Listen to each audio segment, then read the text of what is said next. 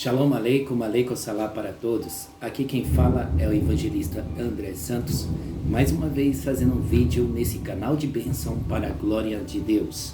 Nesta tarde vamos fazer mais um comentário para a glória de Deus. Aqui quem fala é o evangelista André Santos, historiador, arqueólogo, comentarista bíblico, blibista, comentarista hebraico e das culturas bíblicas, e também da etimologia bíblicas, e também da mitologia do Antigo Testamento e do Novo Testamento. Vamos para mais uma pauta, mais uma paraxá, mais uma enquete para a glória de Deus. O nome desta enquete é Os 12 Segredos ou os 12 Detalhes da Viúva do Azeite. Isso mesmo, essa história está relatada, está escrita em 2 Reis, capítulo 4, e você vai ver essa história relatada sobre a biografia de Eliseu e a biografia desta viúva.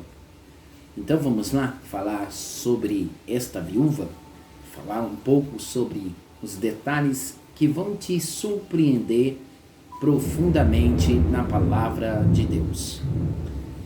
Vamos lá, antes disso eu quero já passar o meu canal. O meu canal é Evangelista André Santos, Cronos Kairos e Olá. Ou se não, você pode escrever Evangelista André Santos, especialista em cultura judaica.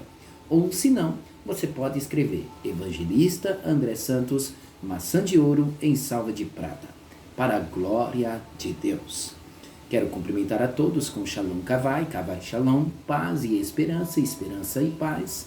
Também quero cumprimentar com Shalom Lahema, Lahema Shalom, paz e prosperidade, prosperidade e paz para todos que estão vendo a este vídeo. Vamos para mais uma pauta, mais uma paraxá, mais uma porção da palavra de Deus e mais uma enquete da palavra de Deus. Agora são 14 horas e 5 minutos. Eu vou estar fazendo este comentário para a glória de Deus e vamos entrar nesta enquete, nesta paraxá, nesta pauta. Então vamos lá. Primeiro ponto de vista, a viúva é conhecida como a viúva de Eliseu, no sentido do texto bíblico. Qual era o nome de Eliseu no original do hebraico? Diz a história que o nome de Eliseu se chama Eliashá. Eliashá significa salvação de Deus, ou Deus é a minha salvação. Quando Eliseu apareceu na vida, a viúva foi atrás da salvação de Deus. Isso mesmo, Deus é a salvação. Então, por ele ser Eliseu ou Eliashá, representante de Deus na terra, ele representava Deus é a salvação, ou salvação é Deus. Segundo ponto de vista da viúva do azeite, esta história ela pode ser pregada em 7 a 12 níveis espirituais. Isso mesmo que você ouviu. Esta história ela pode ser pregada em 7 a 12 níveis espirituais.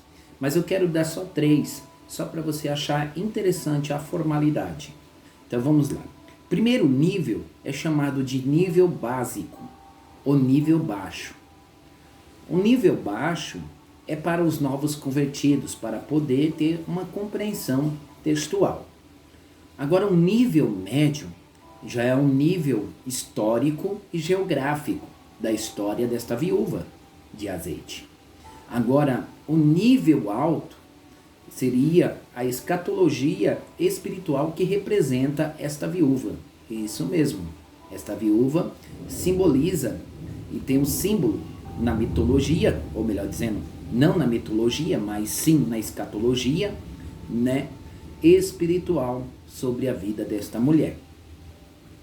Na tipificação e também na simbolização, né, de algo escatológico. Então vamos lá. Ao terceiro ponto de vista, a mulher, a viúva, ela simboliza Israel. Você sabia disso? Isso mesmo. Esta viúva simbolizava Israel na era quando Deus tinha se afastado de Israel. Agora, observamos que a história desta viúva, ela representa Israel e a nação de Israel. Então, a gente vamos observar que esta viúva, ela simboliza a Israel. Sabendo que Israel, a nação de Israel, né, estava afastada de Deus. Você sabia que os dois filhos da viúva simbolizavam os dois tipos de tribo de Israel? Isso mesmo. Simbolizava a tribo de Judá e a tribo de Efraim, a nação do norte e a nação do sul. O quarto ponto de vista da viúva de azeite: quantos anos tinha a viúva de azeite? Para a gente entender mais ou menos quantos anos procedidamente ela tinha, a gente temos que fazer uma análise minuciosa para poder falar a respeito desse algo. Diz a história, por a palavra moço, o verbo moço dentro da Bíblia, jovem, ela significa entre 16 a 17 anos, ou até 18 anos. Então, a jovem naquela época, na cultura judaica, ela se casava com 16 anos, ou até mais. Mas, fazendo uma pesquisa, eu descobri aproximadamente quantos anos esta viúva do azeite ela tinha. Ela tinha entre 37 a 40 anos de idade, aproximadamente. Baseado na história e na cultura de Israel, ela tinha mais ou menos esta idade. Ao quinto ponto de vista da viúva de azeite, a viúva de azeite, essa viúva de azeite, ela era branca, morena ou negra? Deixa eu te contar uma coisa, um segredo interessante. Esta viúva de azeite era uma morena e ela fazia parte dos descendentes, né, de Sunem, que era sunamita. Ela era descendente disso, isso mesmo, você não sabia, né? Sexto ponto de vista da viúva de Eliseu. O nome do marido dela se chama Obodias. No hebraico é chamado de Ovadias. Era um grande profeta no tempo de Acabe e que Jezabel queria matar os profetas. Então, Obodias acaba escondendo os profetas. Você sabe aonde que ele escondeu os profetas? Detalhe: Obodias ou Ovadias, no hebraico, o nome deste profeta, ele escondeu esses profetas em 2 cavernas. Você sabia disso? Agora, o nome das cavernas eu vou deixar com vocês, que estão vendo este canal lindo e maravilhoso para a glória de Deus. Então, Obodias escondeu 50 profetas numa caverna e 50 profetas em outra caverna. Sétimo ponto de vista da viúva de Eliseu: qual era e quem eram os cobradores que cobravam esta viúva? Pode ser que veio uma pergunta que não me deixa calar. Quem eram os cobradores que vieram cobrar a viúva? Vamos lá. A gente fizemos um estudo minucioso da história bíblica e quem estava cobrando. Então vamos lá. Na história biográfica, Acabe tinha que pegar impostos. Jorão tinha que receber impostos. Então, a Síria tinha que receber esses impostos. Então, na história, tinha que pagar os tributos. Para pagar esse tributo era para a Síria, que eram os cobradores que cobravam o tributo. Isso mesmo. Quem ficou no lugar de Acabe foi Jorão. e tinha que pagar tributo ao rei da Síria. Você sabia disso? Isso mesmo. Tinha que pagar tributo ao rei da Síria. E então, ela não pagava o seu tributo. Olha só que coisa interessante. Então, os cobradores que vieram cobrar aquela mulher, quem eram aqueles cobradores? Eram os cobradores de tributo. Isso mesmo. O 8º ponto de vista da viúva de Eliseu. Quanto que ela devia? Quanto que ela devia para a Síria?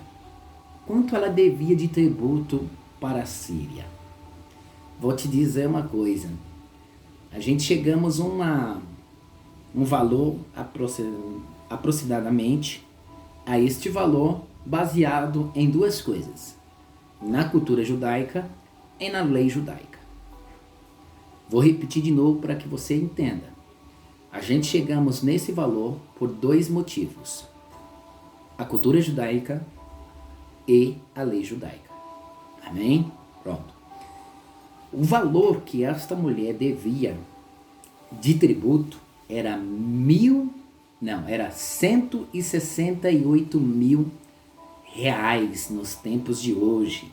Isso mesmo.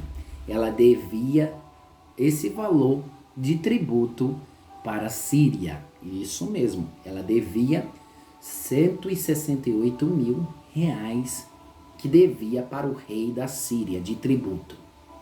Aí você pode perguntar assim para mim, questionar, né? Antes de você questionar, pensa nisso que eu vou dizer agora.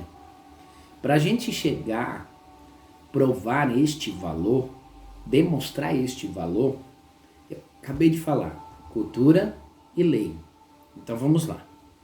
Na lei mosaica, o filho, para poder trabalhar na área de escravo, a lei judaica só provaria que a pessoa só poderia trabalhar 7 anos, ok? De escravidão. Ela tinha que trabalhar 7 anos de escravidão, não passava disso. Então, peraí, a lei. Agora, fazendo a somatória, que ela tinha 2 filhos, dá 14. 14 anos é equivalente a 168 meses. Não sabia disso, né? Que coisa interessante, né? Profunda, né? E isso, poucos professores raramente vão saber disso. Então, era o valor de um escravo, era um salário mínimo em um mês, daquela época. Então, a gente chegamos a esse dominador maior, que ela provavelmente devia 168 mil reais. E ela conseguiria pagar, né, em 168 meses. Mas olha só que interessante. Isso é um valor aproximadamente, não é 100%, mas 80% é provado isso dentro da Bíblia, que a gente examinamos com cautela, com base bíblica, com base da lei judaica, com a base da cultura judaica e tudo mais. Então a certeza que é 80% era esse valor. 9º ponto de vista da viúva de azeite, no tempo de Eliseu, na história, o azeite dessa viúva, qual era esse azeite? Você já pensou nisso? Qual era esse azeite? Qual era o vaso que ela tinha? Primeiro detalhe, esse vaso que ela tinha era um vaso branco. Sim, era um vaso raramente raro. Era o mesmo vaso, vou te dar um dominador maior. Era o mesmo vaso que foi utilizado quando derramaram nos pés de Jesus e nos cabelos de Jesus. Esse vaso era o vaso que continha oliva, o azeite da medicina. Você sabia disso? Isso mesmo. Era tão puro e brilhante que refletia a sua imagem nesse óleo. Olha só que interessante. A Bíblia diz que o nome desse óleo era chamado Shemé. Então, isso é muito interessante. O vaso era um vaso branco. Detalhe, era um vaso pequeno. E segundo, era um óleo chamado óleo de oliva, óleo de medicina, óleo para curar feridas. 10º ponto de vista da viúva de azeite. Quantos vasilhas tinha em sua casa? Ou quantos vasos tinha em sua casa? Aproximadamente, alguns historiadores, né, e alguns comentaristas, né, dizem que ela tinha aproximadamente 400 vasos dentro da sua casa. Aí você vai me perguntar de novo, como que você chegou nesse valor, evangelista André? Não está na Bíblia. Ah, calma aí. Por que 400? Foi o número de profetas levantado desde o tempo de Eliseu até o Novo Testamento. Você sabia disso? Até a chegada do Novo Testamento se levantou o profeta de Deus. Isso mesmo, 400 profetas. Por quê? Porque cada vaso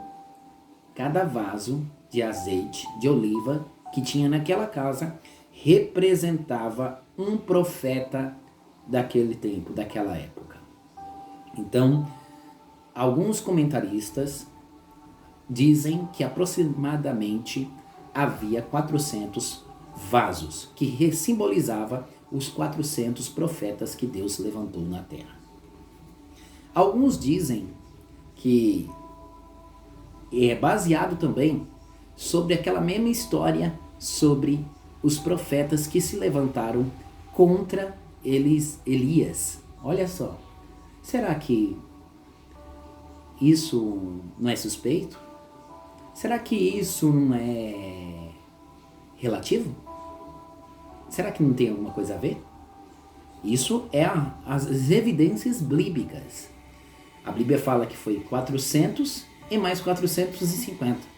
Mas o Senhor levantou até o Novo Testamento 400 profetas. Amém? 11º ponto de vista da viúva. Adoração. Olha só que interessante. Israel era um povo muito idólatra. Israel poderia adorar uma serpente de bronze, um bezerro de ouro, como já foram adorados, e outras coisas demais que Israel via lá na mitologia egípcia. Na mitologia egípcia havia 10 deuses, e Israel vivenciava sempre esses 10 deuses lá, e as pessoas reverenciando. Agora, por que a viúva tinha que fechar a porta sobre ela e sobre o filho dela? Sabe por quê? Porque quando Deus quer fazer um milagre extraordinário em sua vida, ninguém lá fora precisa saber, ninguém lá fora precisa ver o que Deus fez na sua vida. Porque quando o Senhor quer fazer milagres, Ele faz milagres para mostrar quem é a pessoa, para que todo mundo seja ver quem aquela pessoa foi curada. Existe aquele milagre que o Senhor mostra você. E existe milagres particular, que é só para você e Deus e a sua família. Agora, outro detalhe, existe um conto que, por que também fechavam a porta? Porque também, para que as pessoas vissem aquele milagre lá fora, Israel poderia começar a adorar aquele vaso, como também essa viúva poderia adorar aquele vaso. Porque aquele vaso começou a fazer algo miraculoso, começou a produzir azeite, multiplicar azeite. Então, existe esse ponto de vista que o povo de Israel poderia adorar aquele vaso, né? Para ninguém ver também aquele milagre que estava sobre a vida daquela mulher. 12º ponto de vista da viúva de azeite. Detalhe, era uma judia. Segundo, as crianças pegavam vaso vazio e colocavam diante da mãe.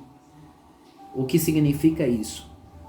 Que os filhos ajudavam a mãe fazer a obra de Deus, a realizar os milagres de Deus. Tanto como a mãe, como o filho, um ao outro se ajudou e então aconteceu o milagre. O trabalho em conjunto produz milagres.